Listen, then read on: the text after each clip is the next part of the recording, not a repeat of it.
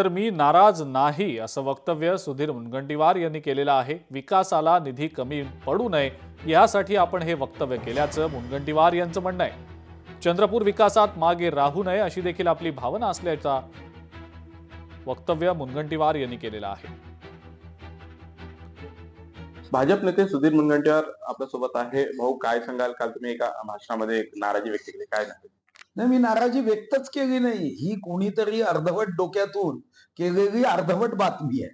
तुम्ही जर माझं पूर्ण भाषण ऐकलं, माझ्या अगोदर लोकांनी आणि विशेष करून लोकप्रतिनिधींनी मागणी केली की कोरपणा महाराष्ट्राच्या शेवटच्या टोकावरचा तहसील आहे, आदिवासी बहुल तहसील आहे, मागास तहसील आहे, नो इंडस्ट्री तहसील असल्यासारखा हा तालुक्यामध्ये आज विकासाची आवश्यकता आहे। एखादं सांस्कृतिक नाट्य मंदिर इथं व्हावं आणि म्हणून मी सांस्कृतिक मंत्र्यांना उद्देशून असं म्हणालो की राज्यगीत मी जेव्हा निवड केली तेव्हा राज्यगीताचे शेवटचे शब्द आहे, दिल्लीचे ही तख्त राखतो महाराष्ट्र माझा।